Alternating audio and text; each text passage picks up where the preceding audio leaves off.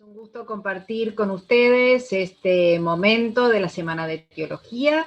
Yo soy Andrea Sánchez Ruiz, soy licenciada en Teología Sistemática por la Facultad de Teología de la Universidad Católica Argentina y hasta el año pasado me desempeñé como secretaria de la Sociedad Argentina de Teología. Así que agradezco la invitación de la nueva comisión directiva para acompañar este espacio.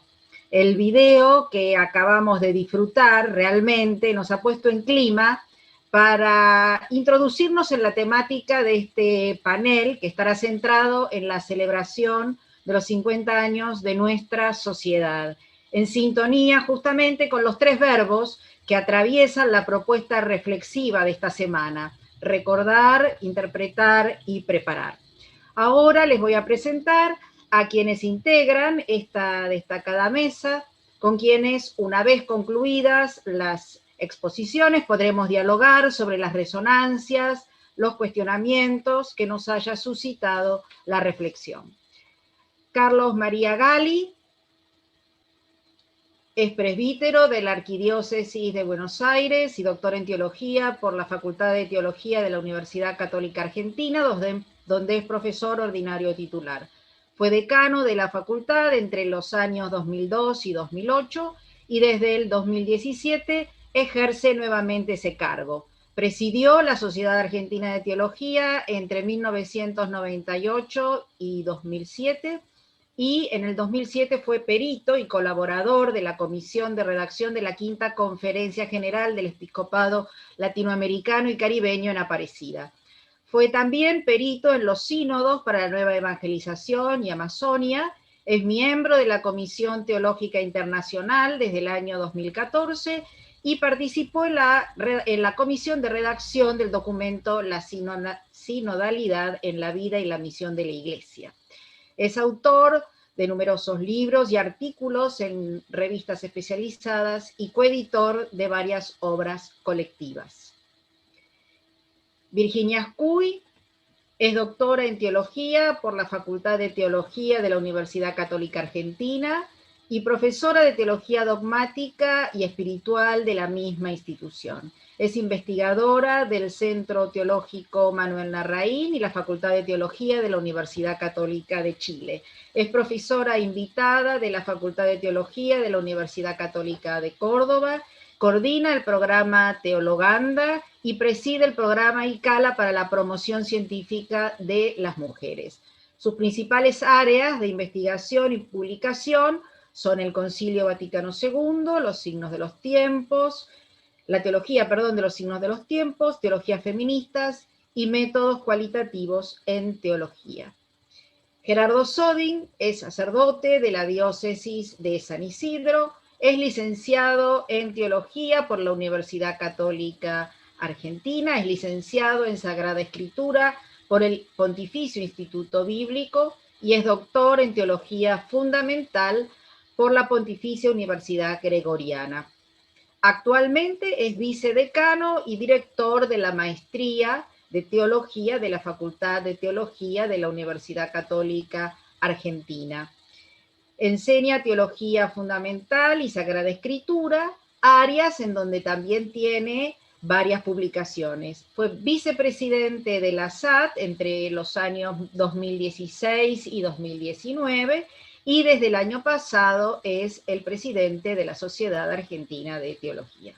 Agustín Podestá es magíster en Teología con especialización en Historia de la Iglesia por la Universidad Católica Argentina. Se desempeña como docente y como investigador en la Universidad del Salvador y en el Instituto Superior Padre Elizalde. En la actualidad es vocal de la comisión directiva de la Sociedad Argentina de Teología. Gracias. Los dejo. El padre Gerardo me pidió que como decano de la Facultad de Teología y miembro del Consejo Superior, les dé la bienvenida a todos en este panel inaugural de los 50 años de nuestra querida Sociedad Argentina de Teología.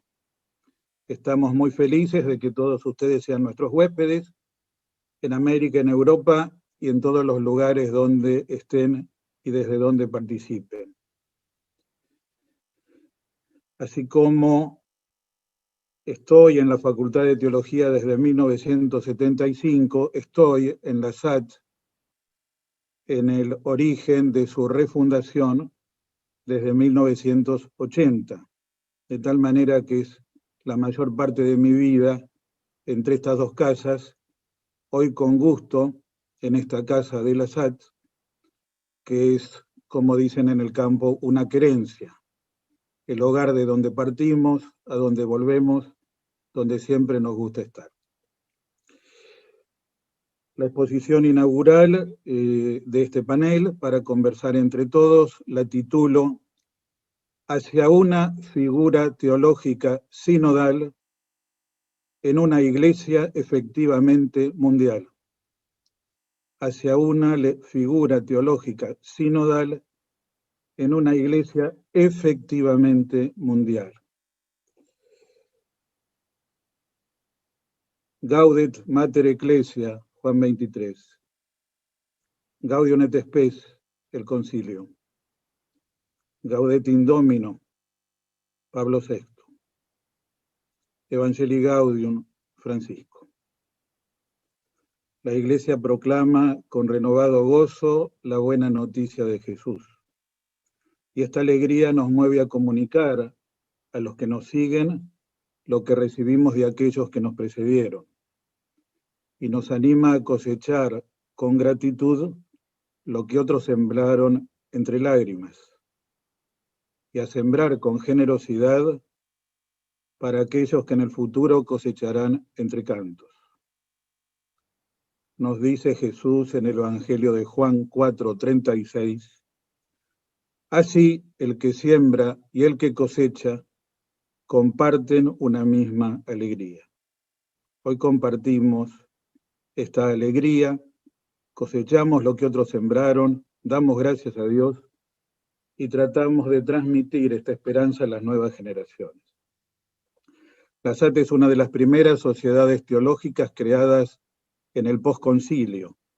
Hay que pensar que la Asociación Teológica Italiana fue creada en el 68 y la SAT en el 70. La primera de este género en América Latina, que ha acompañado nuestra vida teológica, o bien la de muchos de los que estamos aquí.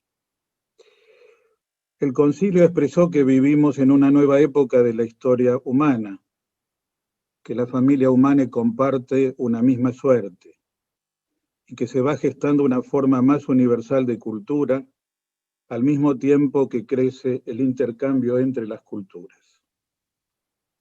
En una sincronización providencial con los signos de su tiempo, el Vaticano II expresó una nueva conciencia de la catolicidad del pueblo de Dios. A decir de su principal redactor, de la Lumen Gentium, Gerard Phillips, el número 13 sobre la catolicidad de la Iglesia presenta una Iglesia de dimensiones mundiales. Eso que vivimos de un modo especial en esta primera pandemia global, en esta barca estamos todos. Y por eso el mismo Papa que presidió hace 2 días un encuentro interreligioso por la paz con este lema, nos mueve en su encíclica Fratelli Tutti a transformar la globalización multidimensional, el intercambio cultural y la desigualdad creciente hacia un horizonte de fraternidad universal y de amistad social. Porque no hay forma más plena de reconocer al otro, a la otra, al alter, que verlo como un frater, como un hermano, como una hermana. De los 4 verbos que presenta el tema general de esta semana, sé que los otros colegas del panel van a tomar la mirada al pasado, al presente y al futuro. Yo me ubico en el primero, discernir en forma de interpretar, porque no es fácil interpretar lo que el soplo de Dios está impulsando en este momento de la historia de la Iglesia y por lo tanto de la teología. En los hechos presentes debemos percibir no solo los frutos del pasado, 50 años, o 55 desde el final del concilio, sino y sobre todo los signos del futuro que se está gestando. Por eso desdoblo mi tema en dos partes, la primera introductoria a la segunda. En la primera trataré de interpretar un aspecto del proceso histórico de la Iglesia Católica en este momento de la historia. Si cuando fueron los 30 de la SAT y después los 40, insistí en el horizonte argentino y latinoamericano de nuestra misión teológica, hoy quiero abrir la mirada más lejos hacia todos los horizontes mundiales. El segundo momento servirá para dibujar algunos rasgos de la figura sinodal de los teólogos en una iglesia efectivamente mundial.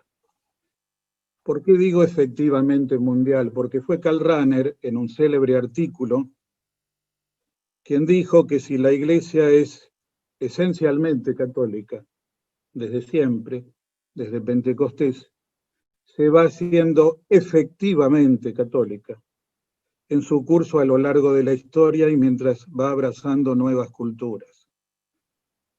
En alemán las palabras wesentlich, esencial, wirklich, efectiva, dicen más que lo que dicen en castellano. Diríamos nosotros, después del concilio, avanzamos un paso más hacia una iglesia efectivamente católica en un mundo cada vez más global. Dejo para el diálogo un punto y otros puntos sobre cómo veía Rahner a América Latina en ese proceso de mundialización efectiva. Tengo mis puntos de vista diferentes al respecto, pero quiero indicar que sin duda todos vivimos este proceso en la vida cotidiana y también en nuestra tarea teológica. Estamos haciendo teología en un mundo más interconectado. En esta semana, para completar un artículo en curso, me escribí 3 veces con la secretaria de la biblioteca de la Universidad Católica de Lovaina, en Bélgica. El Espíritu de Dios que sopla donde quiere está soplando con fuerza en el sur global del mundo. Si el primer milenio mostró una iglesia de raíces orientales y el segundo una iglesia muy occidental, el tercer milenio nos permite avisorar una iglesia revitalizada por las iglesias del sur del mundo en una catolicidad intercultural presidida por la Iglesia de Roma.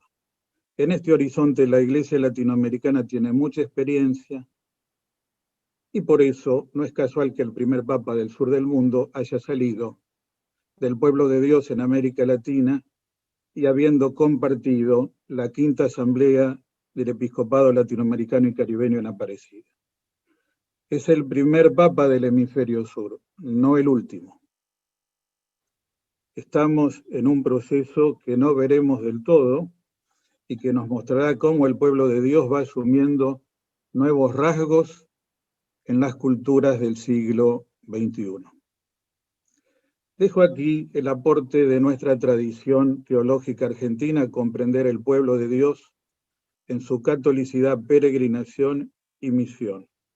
También podrá salir, porque a mí me gusta hablar no de teología argentina del pueblo, sino de teología argentina del pueblo de Dios, los pueblos y la pastoral popular, que desde el comienzo fue pensado en este horizonte del mundo como comunidad de pueblos.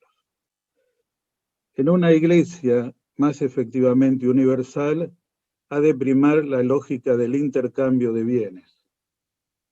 Ya Johann Adam Müller, el padre de la eclesiología católica moderna, en su obra La unidad de la Iglesia, parágrafo 46, comparaba a la Iglesia con un coro y decía que en ella las oposiciones polares enriquecen la unidad en la pluralidad y la pluralidad en la unidad. Cito: sin la variedad y la diferencia resulta una monotonía que fatiga. A la vez, sin la armonía resulta una disonancia que choca. estamos llamados a hacer una teología coral en el tercer milenio. Desde el rostro pluriforme de la Iglesia y desde la idiosincrasia de la Iglesia latinoamericana y en nuestro caso argentina, a partir del sensus fidei fidelium, o bien del sentido de la fe de todos los miembros del pueblo de Dios, que no es solo un horizonte, sino también una fuente de nuestra reflexión teológica. De modo particular, cuando la Iglesia atraviesa el umbral del nuevo milenio en este pontificado, para ser cada vez más una Iglesia de las periferias y de los periféricos. Voy al segundo punto, sobre la figura sinodal del teólogo, y ya podrán ver por qué acentúo estos rasgos en un momento en que la teología se vuelve un intercambio universal. Hay aquí hermanos y hermanas de distintos países y continentes, y los tres expositores, una es española, otro es portugués y otro es argentino que vive en Roma. Estamos realizando lo que estamos diciendo. Somos parte de la comunidad teológica mundial, que a partir de aquel llamado de Adyentes 22, trata de discernir en las iglesias locales los caminos para que la fe llegue a la inteligencia teniendo en cuenta la sabiduría de los pueblos. Este texto para mí es la carta magna de la inculturación teológica. Y todos nosotros estamos viviendo con gusto nuestra pertenencia a la teología latinoamericana que se ha desarrollado en estos 50 años. Monseñor Carlis dijo al presentar la primera semana argentina de teología, que Gerardo comentará, esta frase: mientras Argentina y América Latina no se hagan presentes con un pensamiento teológico propio, elaborado por ellas, no ocuparán el puesto que les corresponde en la marcha de la Iglesia Universal y del mundo. Si la Iglesia latinoamericana ya se inscribe en la historia mundial, cuando Francisco canoniza a Pablo VI, el primer papa que vino a América Latina en 1968, canonizado por el primer papa latinoamericano en 2018. Si la Iglesia latinoamericana se inscribe ya en la historia mundial de la Iglesia, ¿cuál es nuestra responsabilidad para la teología que hacemos en la Argentina sirva un admirable intercambio entre las iglesias y las culturas?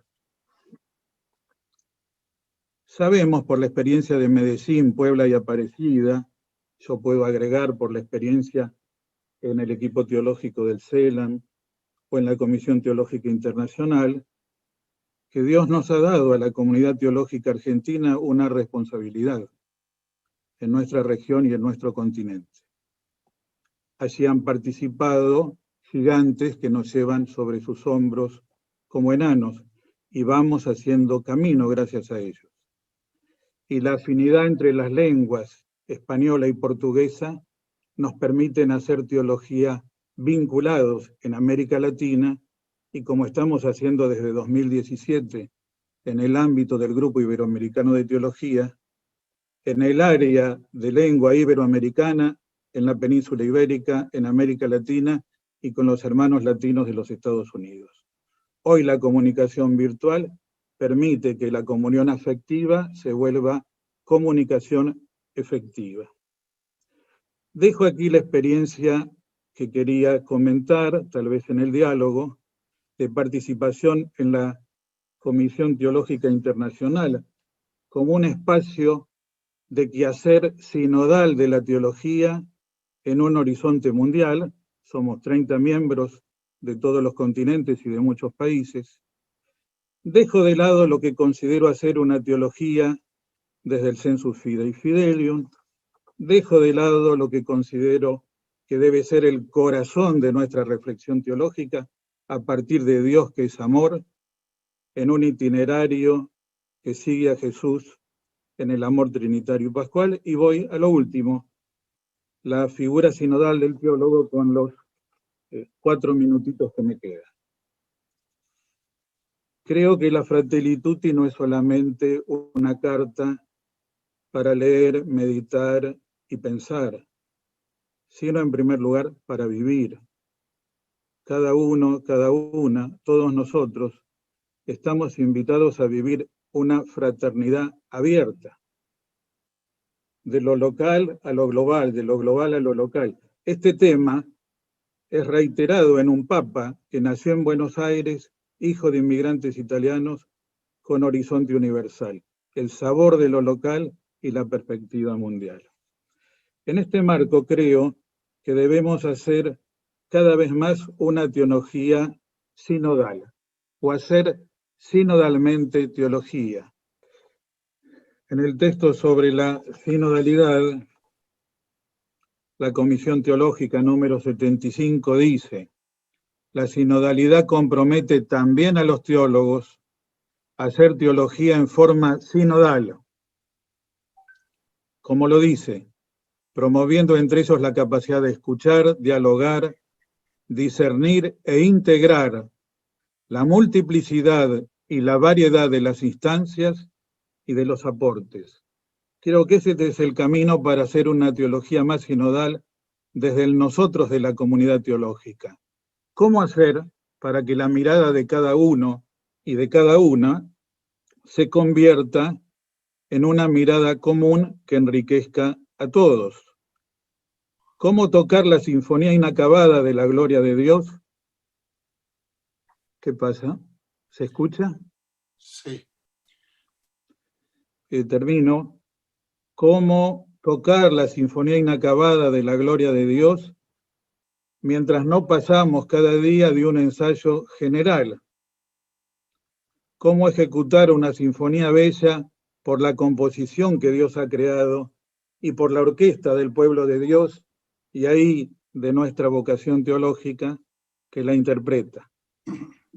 El discurso coral y sinfónico sobre Dios y su providencia salvífica en la historia nos invita a hacer una teología que sea siempre ciencia de la fe, profecía de la esperanza y sabiduría del amor. Y creo que la forma de hacer teología en la Argentina ha vinculado siempre, desde nuestros maestros, la reflexión intelectual, la vida espiritual y la acción pastoral. Culmino, por eso, esta unión entre la ciencia teológica, la sapiencia espiritual y la profecía evangelizadora nos debe mover a renovar hoy, en línea con lo que pide Francisco en el prólogo a la Veritatis Gaudium, renovar hoy la pastoralidad de toda la teología en una iglesia más plenamente mundial y en permanente salida misionera. Que el Espíritu y María nos ayuden a cumplir esta misión. Muchas gracias. Entonces, ahora vamos a escuchar a Gerardo. Gracias, Andrea. Algo no se había entendido bien. El exilio planteó al pueblo de Dios de la primera alianza la exigencia de interpretar frente al Señor su dicha y su desdicha, su desgracia y su gracia, y por eso fue necesario releer la historia que tenían en común el pueblo y su Dios desde el principio y yendo más atrás aún. Para el deuteronomista, el pueblo esclavizado en Egipto y su Dios liberador fueron ese inicio, el juramento a los padres, el más atrás aún. Tú eres el más insignificante de los pueblos, pero por el amor que les tiene y para cumplir el juramento que hizo a tus padres, el Señor los hizo salir de Egipto con mano poderosa y los libró de la esclavitud y del poder del faraón, rey de Egipto. Reconoce entonces que el Señor tu Dios es el verdadero Dios, el Dios fiel. El cronista que lo releyó hubo de remontarse más atrás aún, hasta Adán. Y así comienza su texto: Adán, Set, Enosh. Algo no se había entendido bien. La novedad de Jesús, el Mesías, corría el riesgo de confundirse con especulaciones o elevaciones espirituales reservadas a algunos iluminados. Había que recuperar la memoria crítica de Jesús, su historia desde el principio y narrarla íntegra como vida, pasión, muerte y resurrección. Marcos comienza con un Jesús adulto que viene al bautismo de Juan, pero Mateo necesita remontarse a su concepción virginal y a través de José hasta David y Abraham. Lucas, más atrás aún, hasta Adán. Ni eso basta el discípulo amado, quien encuentra el origen en la intimidad del Logos en Dios, que se abre en la creación, en la historia y definitivamente en la carne, la vida de Jesús. Estos ejemplos de ambos testamentos podrían multiplicarse y completarse y compararse con otros ámbitos de la experiencia humana, personal y social. Ellos nos recuerdan, nos traen al corazón, nos hacen presente algo característico de la fe judía y cristiana y quizá de la vida misma. La gracia del inicio desborda, excede, como toda gracia, lo que ese momento podía comprender y expresar. Tengo mucho para decirles, pero no pueden ahora, dirá Jesús a sus discípulos en la última cena. Confiar en que la historia, es decir, quienes la carguen, reciban, transmitan, Dios y su pueblo, el Espíritu y la Iglesia, irá revelando y comunicando esa gracia fontal, original, lo hará al modo mesiánico, es decir, pascualmente, encarnando, muriendo, siendo resucitada.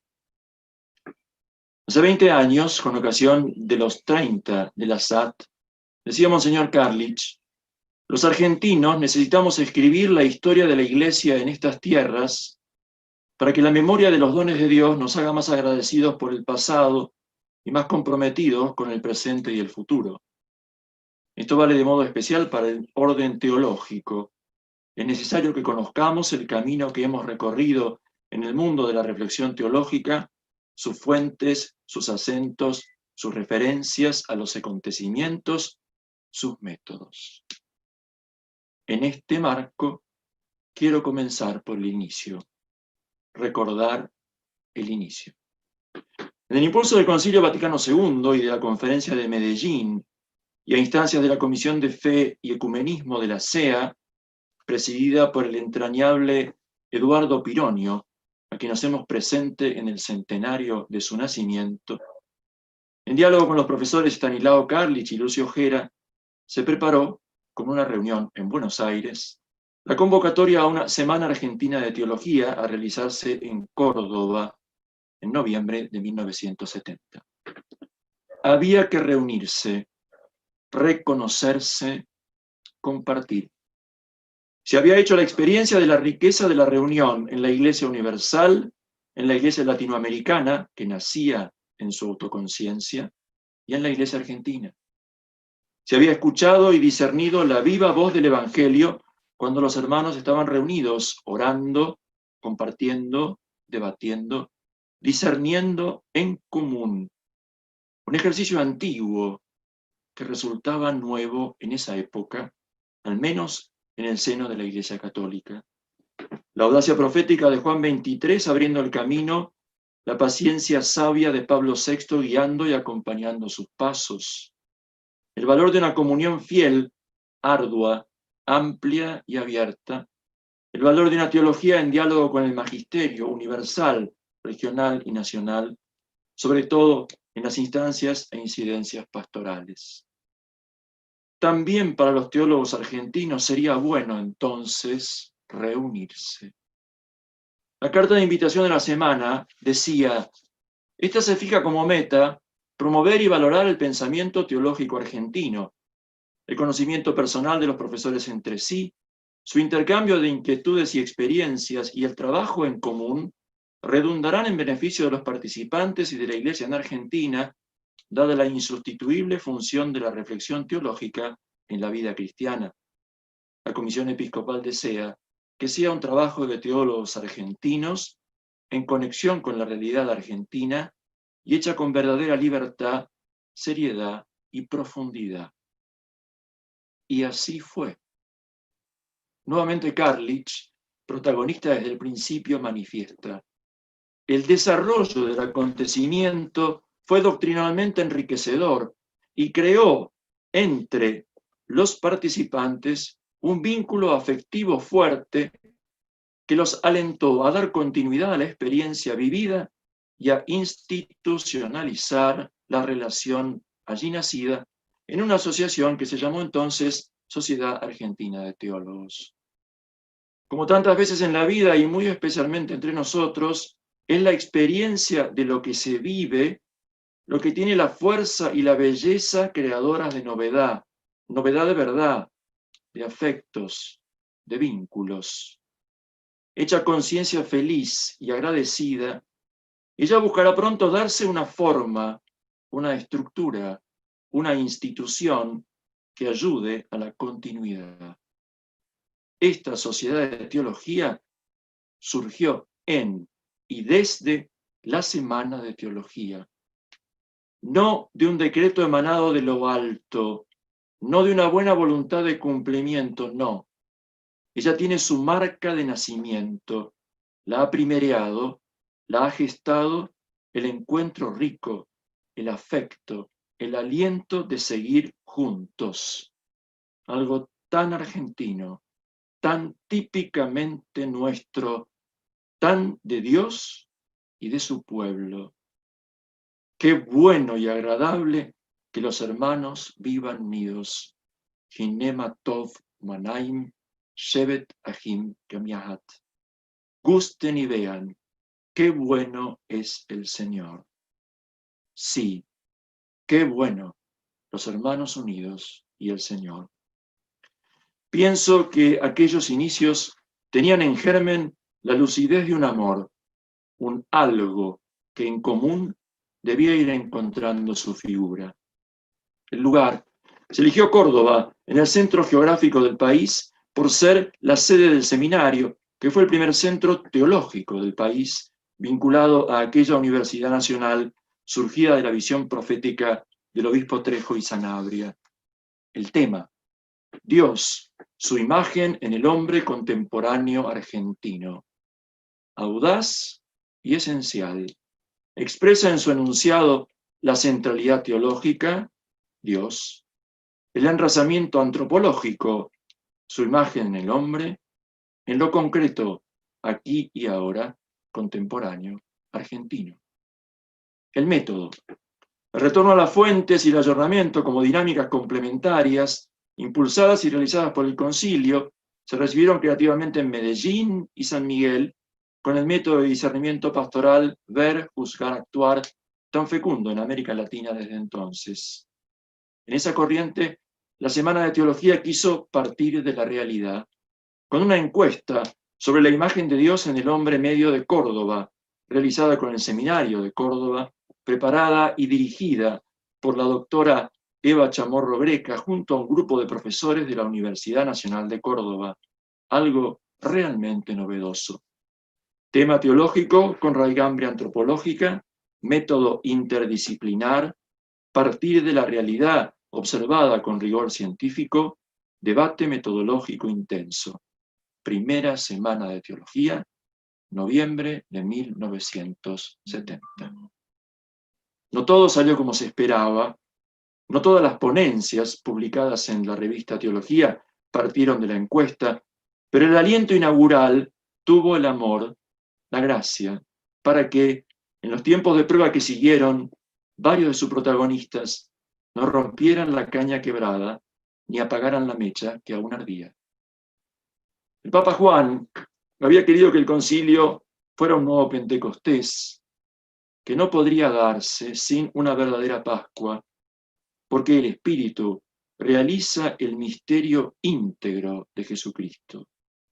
Era necesario encarnar, vivir y morir para dar espacio a la novedad de vida. La poda necesaria para un fruto más abundante, el camino del Hijo del Hombre, Jesús, Mesías, el Señor, el camino de su pueblo, de la Iglesia, en el mundo, en América Latina, en Argentina y en la SAT. En el primer momento, encarnar se sintió fuerte. La encuesta y las ponencias de la primera semana iban en ese sentido, pero pronto, quizá demasiado pronto, el impulso inicial de libertad y comunión, de fidelidad y apertura, hizo que la sociedad de teología recién nacida estuviera ya expuesta a todas las tensiones del momento histórico que eran muy fuertes, 1973, 1974. Y se encontró debilitada y herida. Sin semanas de teología por varios años, apenas se sostuvieron algunos encuentros de teología pastoral. En el Congreso Mariano de 1980 y el encuentro de teología mariana que lo precedió, ya estaban allí Josefina Liach, a quien acabamos de ver y escuchar, y Carlos Gali. El soplo del Espíritu y la presencia de la Madre en el acontecimiento avivan las brasas de aquel amor lúcido que no había perdido la esperanza. Un nuevo impulso, gestiones intensas, Gera, Leborati, una nueva etapa. La marca de nacimiento y la herida de la infancia, tal vez hecha cicatriz que dolía de tanto en tanto, pudieron transformarse en amor afectivo y efectivo, suscitar las personas de antes y nuevas, Petrano, Scannone, Carlati, y las formas de antes y nuevas, estatutos, que abrieran espacio a la comunión y a la libertad para arriesgar un nuevo inicio que no podía ni quería olvidar el primero, ni renegar de lo que lo siguió. La cuarta semana de teología se celebró en 1983. Los nuevos estatutos son de 1988. De nuevo, primerea el encuentro, sigue la forma. A 50 años del primer inicio, nosotros somos fruto de los dos, como las tablas de la alianza, que, destruidas en su primera versión, hicieron al pueblo de Dios con una ley para pecadores. Pentecostés se desplegó en misión para anunciar a todos sin distinción la conversión para la vida plena. Los acontecimientos y las personas fueron secundando o dificultando la obra del Espíritu, la difusión de la palabra. Hay resistencias, retrasos, rechazos, entusiasmos repentinos y alegrías duraderas en medio de la tribulación. Hay crecimiento, diversificación, apertura de horizontes, hay asombro y alabanza. Lucas lo recoge y lo propone como historia de fe para la fe, en una narración que es teología en los Hechos de los Apóstoles. Ese espíritu y esa palabra animan también nuestra historia societaria al servicio de la teología. Tuvimos ritmos marcados por los grandes acontecimientos de la Iglesia y de la sociedad en el mundo, el Gran Jubileo. En América Latina, Puebla, Santo Domingo, Aparecida. En Argentina, líneas pastorales, congresos, bicentenarios patrios y crisis argentina. Y nos han marcado también los estilos, visiones y propuestas de los presidentes: Carlich, Petrano, Sudar, Rivas, Gali, Fernández, Scampini, Camaño, con sus comisiones directivas. Quizá el impacto de los acontecimientos o la influencia de las personas nos llegan y nos mueven más que los proyectos o los planes. La realidad nos impone su inmediatez y los líderes nos entusiasman con su carisma y su talento. Los acontecimientos y los que conducen nos marcan. Hemos de ayudarnos unos a otros para sostener y contribuir proyectos más comunes y de dar más alcance en el tiempo a estos proyectos, en las relaciones con otras asociaciones. Hace 10 años, recordaba Carlos Gali retomando el augurio de Carlich 10 años antes, que aún no estaban maduros los tiempos para pensar y escribir una historia documentada y completa de la teología en Argentina. Se han dado pasos importantes, estarán madurando los tiempos y nuestra sociedad con ellos. La SAT no ha querido limitarse a una tradición, una línea o una escuela teológica. En la fe común, no todos pensamos los mismos temas, ni los pensamos del mismo modo, ni los expresamos con el mismo lenguaje.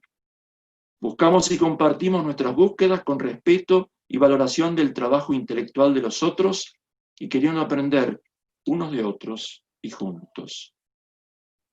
¿Es eclecticismo o aprovechamiento de todo lo que sirva, venga de donde venga? ¿Son menos prejuicios o menos rigor crítico?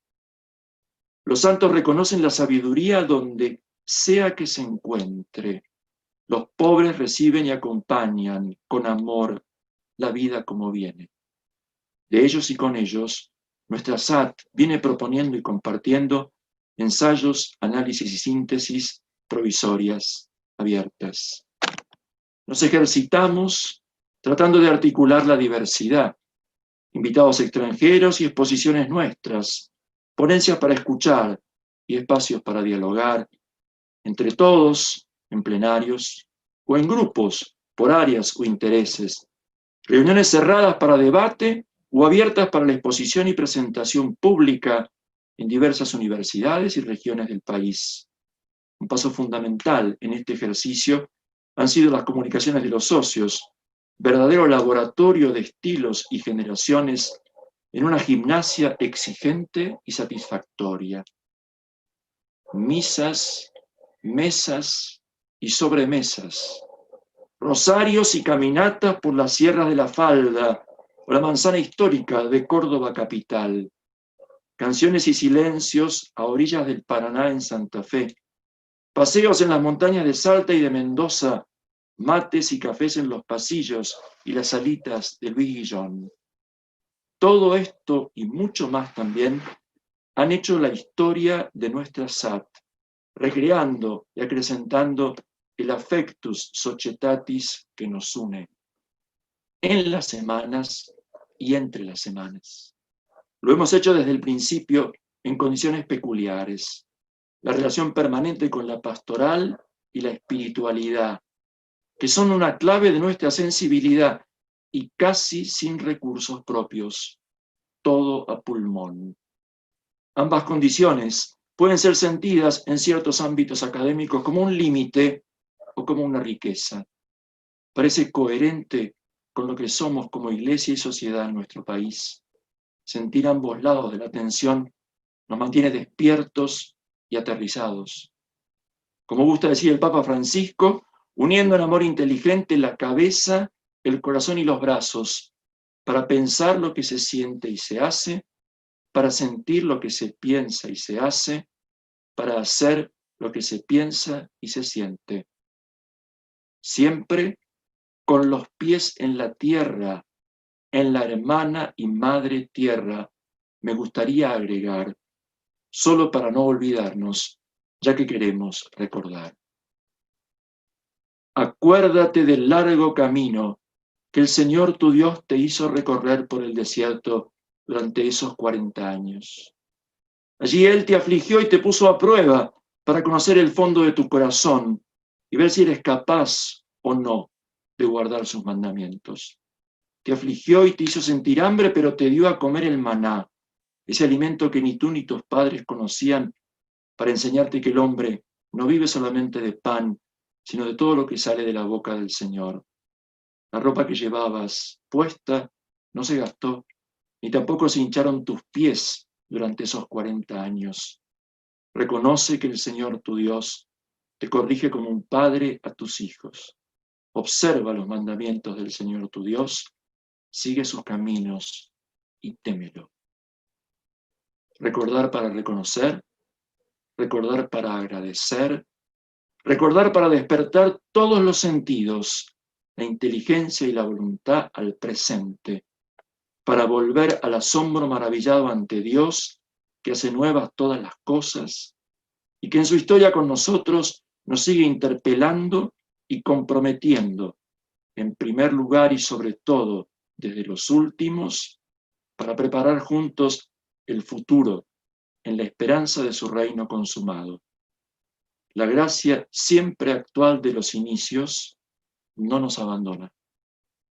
Aquí estoy haciendo algo nuevo. ¿No se dan cuenta?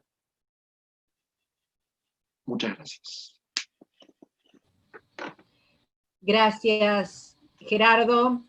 Y aquí ya tenemos las palabras de una de las participantes, tan solo un eco agradecido por el camino atesorado.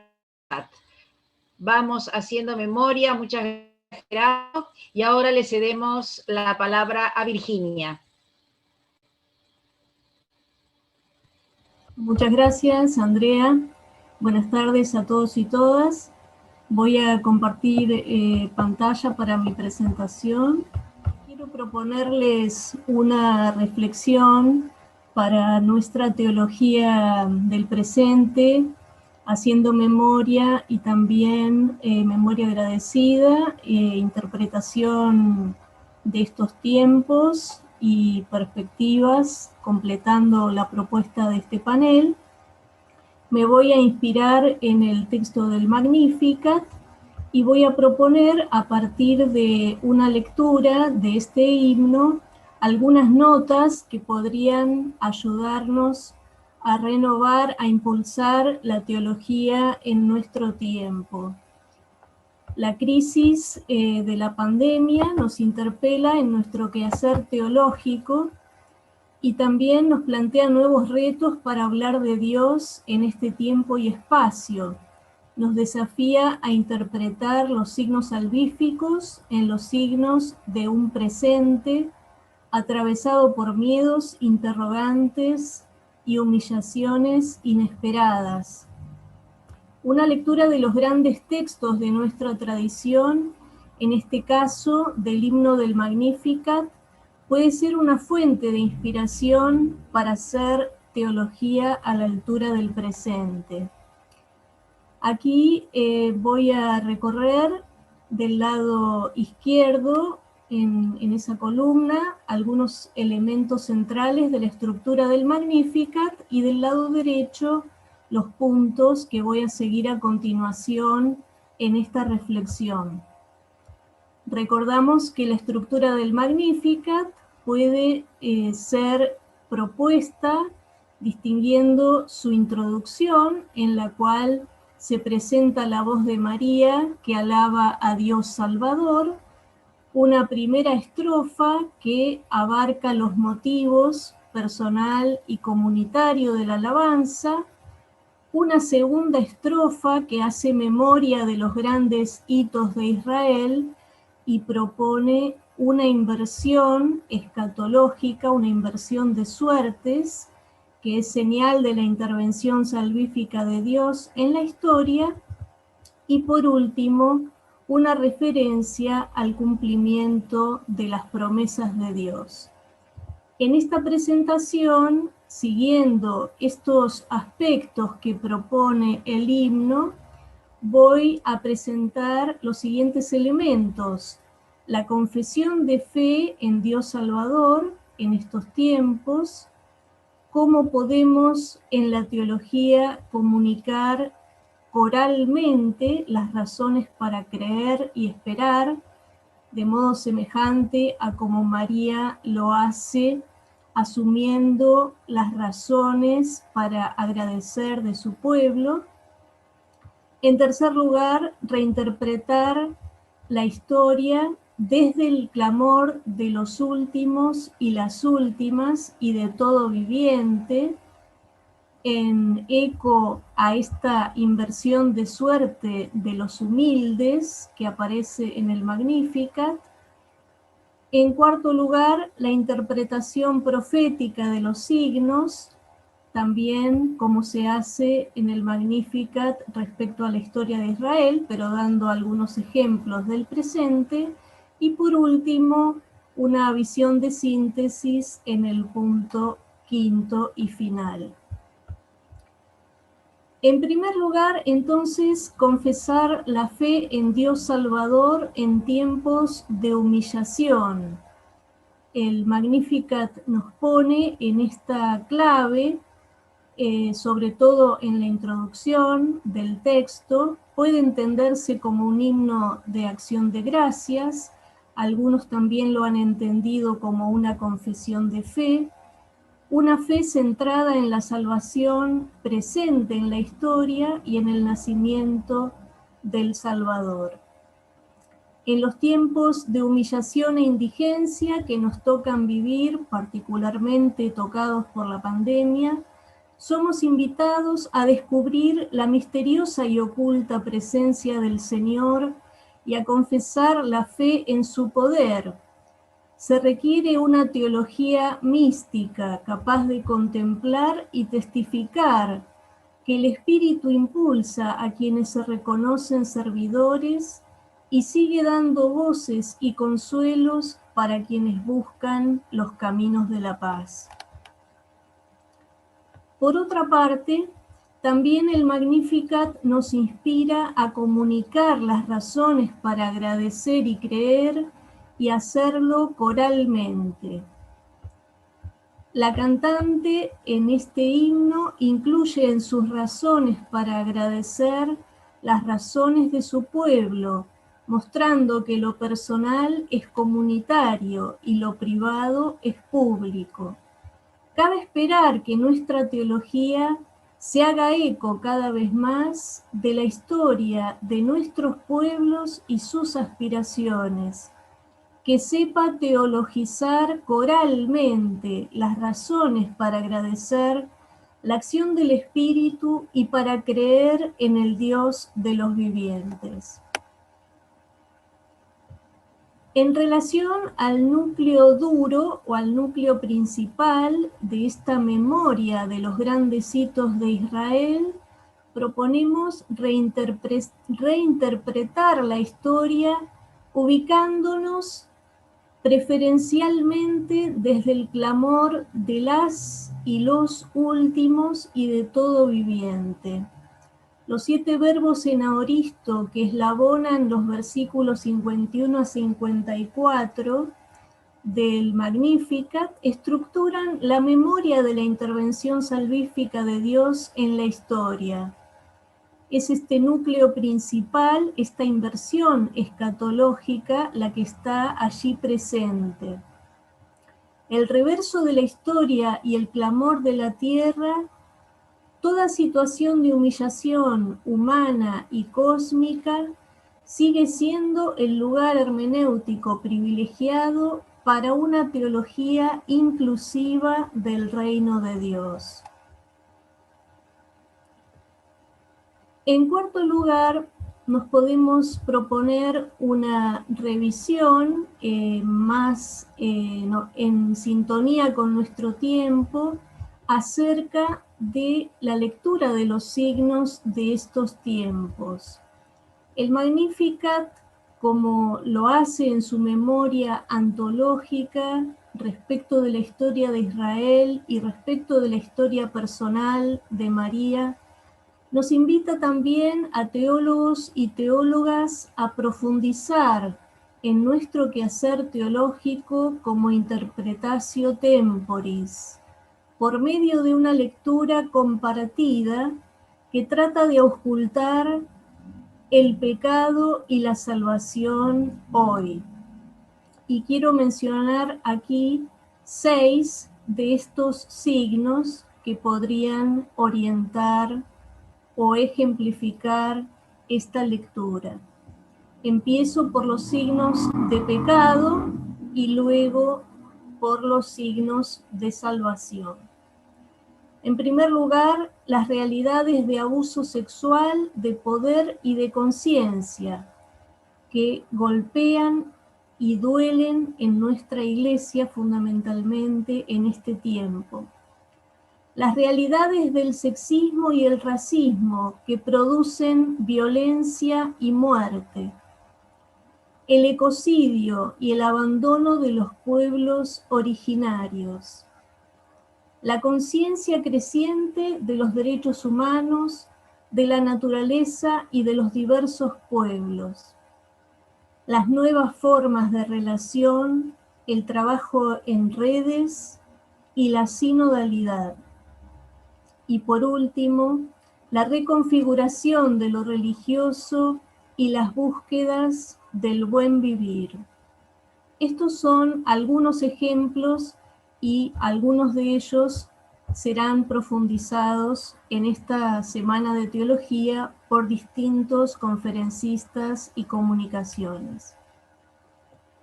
Por último, quisiera aludir a esta realidad, a esta figura de María en el Magnificat, que en el Evangelio de Lucas se destaca en su caracterización como sierva del Señor, como la que ha creído y la discípula que escucha la palabra y la practica. También en el Magnificat se agrega su función de cantora, profetisa e intérprete autorizada de las Escrituras y del tiempo presente de la salvación. Como comunidad teológica argentina, en diálogo con otras sociedades e instituciones, necesitamos seguir creciendo en el ejercicio de memoria de salvación en las diversas situaciones de humillación, en la interpretación sinodal de los signos de este tiempo, en un más amplio reconocimiento de los diversos y diversas intérpretes autorizados y también en la formación de otros y otras tantos para los tiempos venideros que se avecinan. También presente en nuestra semana la figura de María en este canto inicial del Evangelio de Lucas. Y vamos a cederle entonces la palabra ahora a Agustín. Muchas gracias, Andrea. Gracias a todos y todas. Bien, bueno, no voy a negar que estoy un poco nervioso. Voy a leer el texto que preparé. Preparar un futuro para la teología en Argentina. Reflexiones desde jóvenes teólogas y teólogos. Me gustaría comenzar agradeciendo la posibilidad de hablar en este panel, especialmente a la comisión directiva que han confiado en mí esta tarea. Pensando en qué decir aquí, comprendí que el tema del que tenía que hablar, imaginar el futuro de la teología en Argentina y la importancia de los y las jóvenes teólogas y teólogos en este proceso, no era solamente mío, sino también de otros protagonistas. Queriendo no solo una iglesia, sino también una teología sinodal encarnada, realicé una consulta invitando a que den sus opiniones otros y otras, a que den también su voz, a que sean parte. De forma anónima, más de 20 jóvenes, egresados y estudiantes de Teología y Ciencias Sagradas me compartieron sus puntos de vista, sus inquietudes y están aquí también presentes en este escrito. La exposición se dividirá en 3 momentos. Los primeros 2 corresponden a las preguntas centrales de la consulta y el tercero será una aproximación conclusiva para pensar el desde dónde estamos llamados a hacer teología hoy. A modo de nota metodológica, durante el texto se mencionarán respuestas o comentarios libres que corresponden a la consulta, donde los participantes podían dar sus puntos de vista. Allí surgieron reflexiones muy interesantes, varias de las cuales se citarán textualmente. Primer subtítulo, temas prioritarios de la teología en Argentina para el futuro. La primera pregunta de la consulta fue: ¿cuáles considerás que deberían ser los temas prioritarios de la teología en Argentina para el futuro? Sorpresivamente, o quizás no, muchas de las respuestas se fueron repitiendo. La lista que enumeramos a continuación sigue esta lógica de mayor a menor veces que aparecieron los temas y su representatividad, a saber, estructuras de poder en la iglesia y reformas, clericalismo y machismo, la pirámide invertida, hablar sin miedo, diálogo interreligioso y plural, política, economía y sociedad, iglesia y Estado, ecología y cuidado de la creación, mujeres y feminismo, laicado, género, sexualidad y corporalidad, Dios en lo cotidiano, el discernimiento, diálogo con la cultura, misión, reflexión sobre la identidad católica, sensibilidad para con las preguntas y objeciones que van planteando los nuevos emergentes culturales y raigambre honda en la tradición de la Iglesia y, ante todo, en la Escritura. Como se puede observar, entre los temas que más surgieron aparece la preocupación por un quehacer teológico encarnado, que viva y dé respuesta a los problemas de hoy. A menudo hemos estudiado teologías como respuestas a preguntas que ya nadie se hace, y que inclusive quizás nadie se hizo. La reflexión teológica corre así el riesgo de encerrarse en sí misma y de comunicarse académicamente como una autorretroalimentación sin salir de ese encierro. Resuena aquí todavía aquel pedido del Papa Francisco cuando en 2015 dijo a los teólogos y teólogas reunidos en la Facultad de Teología de la UCA, comienzo de cita, En este tiempo la teología también debe hacerse cargo de los conflictos, no solo de los que experimentamos dentro de la Iglesia, sino también de los que afectan a todo el mundo y que se viven por las calles de Latinoamérica. No se conformen con una teología de despacho, que el lugar de sus reflexiones sean las fronteras, y no caigan en la tentación de pintarlas, perfumarlas, acomodarlas un poco y domesticarlas. También los buenos teólogos, como los buenos pastores, huelen a pueblo y a calle, y con su reflexión derraman ungüento y vino en las heridas de los hombres. Fin de la cita. Esa teología de despacho o de escritorio podría ser interpretada aquí como ese vicio de quedarse a medio camino, de no salir al encuentro. Como nos recuerda Fratelli Tutti, prójimo no es simplemente el otro de mí, sino yo que salgo al encuentro del otro, que me hago su prójimo. Por otro lado, los temas en particular no dejan espacio a múltiples interpretaciones, ni parciales, ni malintencionadas. La especificidad de los temas suena casi como una necesidad, que se hace grito. La formulamos aquí como preguntas para seguir reflexionando. ¿Cómo se ejerce el poder en la Iglesia? ¿De qué depende? ¿Quiénes ocupan esos cargos? ¿Por qué? ¿Qué esperamos de ellos? ¿No se tratará más bien de ejercer el gobierno eclesial como un liderazgo? ¿Qué falta para aplicar la pirámide invertida, ya que no es suficiente con solo teorizarlo? ¿Hay machismo en la Iglesia? ¿Qué hemos hecho y qué seguimos haciendo para perpetrarlo y sostenerlo? ¿Qué podemos hacer para erradicarlo? ¿Cuánto más podemos aplicar esto al clericalismo? ¿Por qué los teólogos hablan con miedo todavía? ¿Quiénes son los que están dispuestos a perseguirlos? ¿Quiénes son los que realizan esas denuncias, espionajes, desconfianzas y diversas formas de procederes símil-inquisitoriales?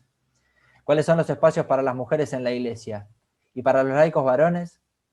¿Qué sucede con la pastoral, pero también con la dogmática, la moral, entre otras que todavía las personas homosexuales se sienten a menudo excluidas de la Iglesia?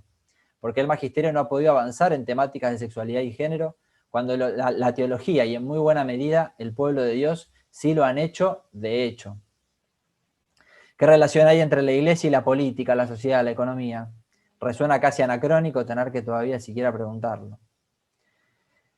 Estas preguntas formuladas, como decíamos antes, que suenan casi como un grito, no tienen por qué resultarnos extrañas, ya que pertenecen implícitamente a nuestro espacio para hacer teología hoy. En palabras de la Comisión Teológica Internacional, comienzo de cita, el discernimiento comunitario implica la escucha atenta y valiente de los gemidos del espíritu, que se abren camino a través del grito, explícito o también mudo, que brota del pueblo de Dios. Escucha de Dios hasta escuchar con él el clamor del pueblo. Escucha del pueblo hasta respirar en él la voluntad a la que Dios nos llama. Los discípulos de Cristo deben ser contemplativos de la palabra y también contemplativos del pueblo. Fin de la cita. Por otra parte, no pareciera que se trata solo de cómo hablar al mundo desde la y las tradiciones católicas, sino antes bien se trata de rever sus propios contenidos explicitados, que a nuestro presente pueden resultar insuficientes, algunos inclusive obsoletos. Segundo subtítulo, ¿qué le puede aportar la juventud a la teología? Si el momento quizás ver y juzgar pudo resultar algo desolador, el momento de la acción promete proféticamente desde el núcleo del conflicto. Los mismos que propusieron nuevas temáticas al quehacer teológico, siendo conscientes de la carencia estructural, todavía vigente o insuficiente, toman las riendas de sus preocupaciones y se comprometen al cambio. Veamos algunas de las respuestas a la segunda pregunta, ¿qué le puede aportar la teología, la juventud a la teología? Por su riqueza, algunas de las más representativas se citan textuales, a saber, menos disfraces, menos discursos políticamente correctos y más transparencia. Pensar la revelación a la luz de las problemáticas contemporáneas. Renovación y tradición. Un nuevo lenguaje, más humano y más cercano para descubrir la belleza y la actualidad de la tradición católica. Sentido político, compromiso histórico, moral sexual renovada. Vida, renovación, creatividad. Actitud proactiva, colaborativa, para resolver problemas y promover transformaciones intraeclesiales para ser una iglesia cercana, humilde, sensible a los signos de los tiempos. Testimonio, fuerza, empuje, tomar riesgos en nuevas búsquedas. Una mirada sin tantos prejuicios, rebeldía, de construir y repensar, una visión abierta al diálogo, un contacto más estrecho con inquietudes, preguntas, sensibilidad y lenguajes nuevos. Las preocupaciones reales que debe atender la teología, ser testigos más que funcionarios. Hasta aquí la cita de las respuestas.